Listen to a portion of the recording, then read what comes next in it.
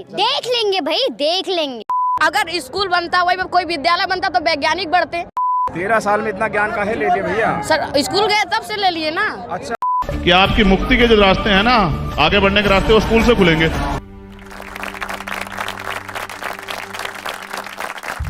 आज के टाइम पर हर माँ बाप का यही सपना होता है कि हमारा बच्चा पढ़ाई के लिए बाहर जाए और बाहर की यूनिवर्सिटी में जाके क्वालिटी एजुकेशन ले, क्योंकि स्कूल कॉलेज में और आसपास तो यही बोला जाता है कि अगर आपका बच्चा एक बार बाहर चला गया तो उसकी लाइफ सेट हो जाएगी। और इस भ्रम में जीते जीते काफी साल हो गए थे, लेकिन फिर एक दिन भ्रम टूटा और आंखों के सामने से पर्दा हट गया। जिन इंटरनेशनल यूनिवर्सिटी में जाकर पढ़ने की बात करते हैं, उन इंटरनेशनल यूनिवर्सिटी की शुरुआत हमारे देश से हुई। हमारे देश ने सबसे पहले इंटरनेशनल यूनिवर्सिटी दी, जिसको आज तक कोई रिप्लिकेट नहीं कर पाया। लेकिन फिर ऐसा हुआ कि इस यूनिवर्सिटी के नाम पर सिर्फ खंडर रह गए। हो सकता है कि बहुत सारे लोगों ने नालंदा यूनिवर्सिटी का नाम पहली बार सुना होगा। आज ऑक्सफोर्ड यूनिवर्सिटी को हर कोई जानता है, लेकिन क्या आपको पता है कि नालंदा यूनिवर्सिटी ऑक्सफोर्ड यूनिवर्सिटी से 500 साल पहले स्थापित कर दी गई थी, जिसके बारे में हमको अच्छे से पता भी नहीं। नालंदा एक संस्कृत शब्द जो 3 शब्दों से मिलकर बना है, ना प्लस आलम प्लस दा, मतलब केवल ऑफ नॉलेज, जो बिहार की राजधानी पटना से 90 किलोमीटर की दूरी पर है, जिसको गुप्ता एम्पायर के द्वारा बनाया गया था। ये यूनिवर्सिटी इंडिया के लिए तो ज्ञान का भंडार बनी, लेकिन इसी के साथ में ग्लोबल इनसिक्योरिटी का भी कारण बनी। क्यों, आइए जानते हैं। नालंदा एक ऐसा एजुकेशन पैलेस था जहाँ पर जापान, तिब्बत, इंडोनेशिया के बच्चे यहाँ पढ़ने के आते थे। यहाँ तक कि अरब के बच्चे भी यहाँ पढ़ने के लिए आए थे, और धीरे धीरे ये ज्ञान यूरोप तक पहुँच गया, और आज दूसरे देश हमारे ज्ञान को बताते हैं। यहाँ पर जो भी बच्चे पढ़ने के लिए आते थे उनको फ्री में अकोमोडेशन दी जाती, मतलब उनसे कोई पैसा नहीं लिया जाता था। आर्यभट्ट जिन्होंने जीरो का आविष्कार किया था, वो यहीं के स्टूडेंट थे। बाद में जाकर खुद की काबिलियत के दम पर वो हेड ऑफ डिपार्टमेंट बने। चरक, सुश्रुत और नागार्जुन, इतने बड़े बड़े नाम इस यूनिवर्सिटी के प्रोफेसर रह चुके हैं। नालंदा यूनिवर्सिटी का जो कैंपस था वो बहुत विशाल था। इसमें बहुत सारे मॉनेस्ट्रीज, लाइब्रेरीज और ऑडिटोरियम थे।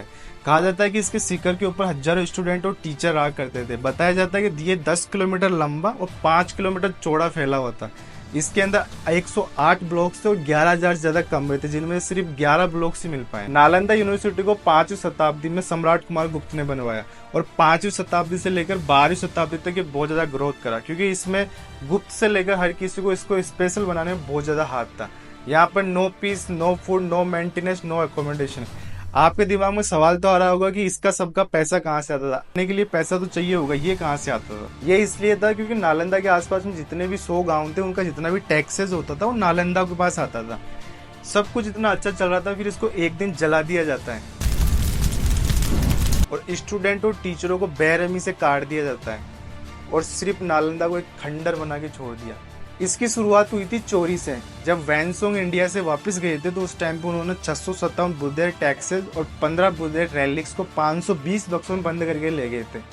हालांकि उनका रास्ता आसान नहीं रहा था। इंडिया से चाइना के अंदर वो सिंधु नदी के अंदर डूबते डूबते बचे थे, लेकिन फिर भी वो बहुत सारी किताबों को ले जाने में सक्सेसफुल रहे। मार्शल आर्ट जो कि नालंदा यूनिवर्सिटी के अंदर सिखाया जाता है, आज वो चाइना के अंदर निंजा और कुंफू कराटे के नाम से जाना जाता है। वास्तुकला जिसको फ्रैंक सुई के नाम से जाना जाता है। न्यूक्लियर से लेकर तीर बाण चलाने तक का ज्ञान और एक्यूप्रेशर से हीलिंग का ज्ञान भी वैनसोंग हमारे देश से लेके गए थे। अब वो चाइना के अंदर अलग अलग नामों से सिखाया जाता है। इसके बाद में पूरी दुनिया नालंदा यूनिवर्सिटी को जानने लग गई थी, और इसको खत्म करने के लिए अलग अलग रूलर्स ने काफी बार अटैक किए। फिर उसके बाद में 1193 के अंदर इतना खतरनाक अटैक हुआ कि वो नालंदा यूनिवर्सिटी को खाक कर दिया। बख्तियार खिलजी, जिसका पूरा नाम था इस्लामिक मोहम्मद बिन बख्तियार खिलजी, जो कि अफगानिस्तान के खिलजी काफिले से था और 12वीं शताब्दी में हिंदुस्तान पर राज करने वाली खिलजी डायनेस्टी का एक सेनापति था, जिसको दिल्ली सल्तनत के अंदर एक खास पोस्ट हासिल करनी थी। इसलिए बैटलफील्ड में लड़ाई करते करते उसने बंगाल और बिहार के कुछ एरियो के अंदर कब्जा कर दिया। लेकिन ऐसा करते करते एक बार वो बहुत ज्यादा बीमार हो गया।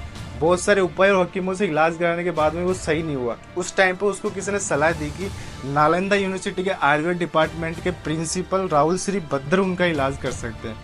लेकिन बख्तियार खिलजी को मुसलमान के अलावा किसी हिंदू से इलाज करवाना मंजूर नहीं था, तो उसने इस सलाह के लिए मना कर दिया। लेकिन जैसे जैसे उसकी तबीयत और ज्यादा बिगड़ने लगी तो उसके पास में कोई रास्ता नहीं था, तो उसने मजबूरन राहुल श्री भद्र जी से इलाज कराने के लिए हाँ बोल दिया।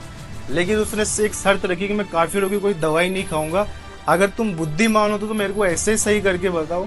तो ये बात राहुल श्री भद्राचार्य ने इसका चैलेंज एक्सेप्ट कर लिया और बोला कि आप बिल्कुल ठीक हो जाओगे। आचार्य जी ने खिलजी को एक कुरान ला के दी और बोला कि इसके आपको कुछ पेज आपको डेली पढ़ने।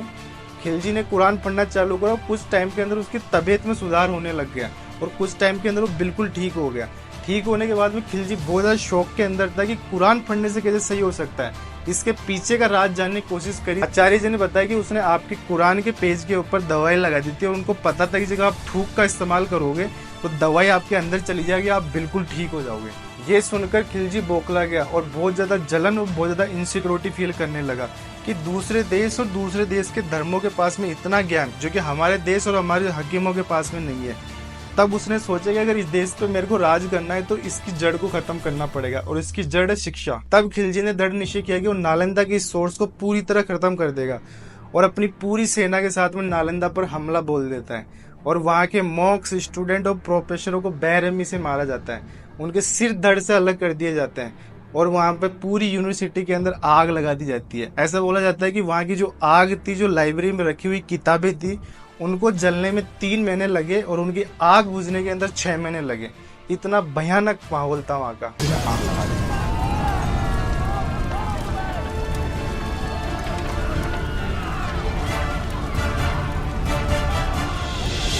अब आप सोच के देखिए, पूरी दुनिया के अंदर इंडिया को अलग अलग तरीकों से जाना जाता है। चाहे चंद्रयान से लेकर कोविड जैसी महामारी की वैक्सीन बनाना तो तब है जब हमारी पूरे ज्ञान को जला दिया गया।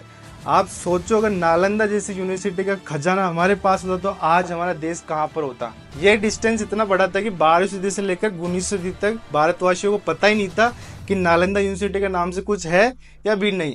ये तो तब पता चला जब वैनसों की लिखी हुई किताब CUV के अंदर बताया गया, पूरी डिटेल को पढ़ाया गया और ये किताब आज भी ऑक्सफोर्ड यूनिवर्सिटी की लाइब्रेरी के अंदर मौजूद है।